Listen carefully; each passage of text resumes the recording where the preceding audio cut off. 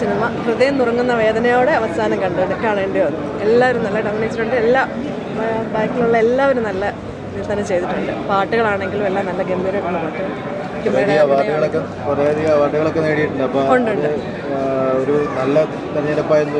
തീർച്ചയായിട്ടും നല്ല പാട്ടുകളാണ്. ബാക്ക്ഗ്രൗണ്ട് സ്കോർ എല്ലാം നല്ല അഭിനയം. കണ്ടോ നിങ്ങൾ പടം? നല്ല ആണെങ്കിൽ നമുക്ക് കണ്ടിരിക്കാനും ഇഷ്ടപ്പെടാനുള്ള ഒരു സാധ്യതയുണ്ട്.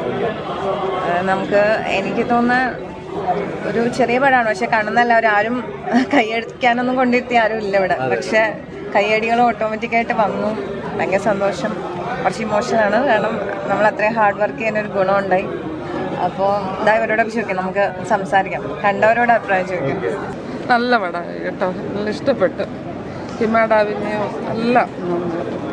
എൻ്റെ പ്രിയപ്പെട്ട കൂട്ടുകാരി ഹിമയുടെ പടം കണ്ടു.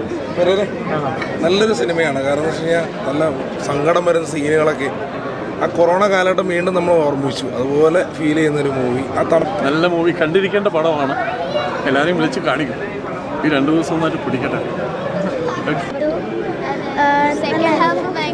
ഇമോഷണലായിരുന്നു, നല്ല ടച്ചിങ് ആയിരുന്നു. ഇഷ്ടപ്പെട്ടു. പാട്ട് നല്ല രസമായിരുന്നു, നല്ലതായിട്ട് ഇഷ്ടപ്പെട്ടു.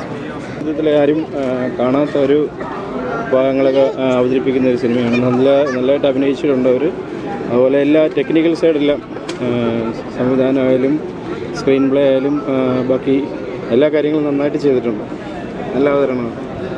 ഇതിൻ്റെ പ്രിവ്യൂ കണ്ടപ്പോൾ പോലും ഇത്രയും ശ്രദ്ധിക്കാൻ പറ്റിയില്ല. വളരെ മനോഹരമായിട്ടുണ്ട്. എല്ലാവരും ഹിമയും ടോമും ബെന്നിയും ഇതിനകത്ത് അഭിനയിച്ചേക്കുന്നവരെല്ലാം വളരെ മനോഹരമായിട്ട് ചെയ്തിട്ടുണ്ട്. പിന്നെ ഞാൻ ഈ പടത്തിൻ്റെ ഒരു മ്യൂസിക് ഡയറക്ടർ കൂടെയാണ്. ഇതിനെനിക്ക് Dada Saheb Phalke film festival award ഉണ്ടായിരുന്നു ഇതിൻ്റെ റീറെക്കോർഡിങ്ങിന്. പിന്നെ ചിത്ര ചേച്ചിയും ഉണ്ണിമേനോനും മധു ബാലകൃഷ്ണനും ശരത് സന്തോഷ് എന്നിവരൊക്കെയാണ് പാട്ട് പാടിയത്. എന്തായാലും ഈ ഒരു പടം കണ്ടപ്പോൾ എനിക്ക് ആ മ്യൂസിക് അധികം ഞാനിങ്ങനെ ഒരു തിയേറ്ററിലിരുന്ന് ഒരു എക്സ്പീരിയൻസ് ഭയങ്കരമായിരുന്നു. റിവ്യൂ കണ്ടെങ്കിലും ഇത്രയും വളരെ മനോഹരമായിട്ട് ഈ സിനിമ ഇത്ര ഗംഭീരമാവുമെന്ന് ഒരിക്കലും ഞാൻ വിചാരിച്ചില്ല.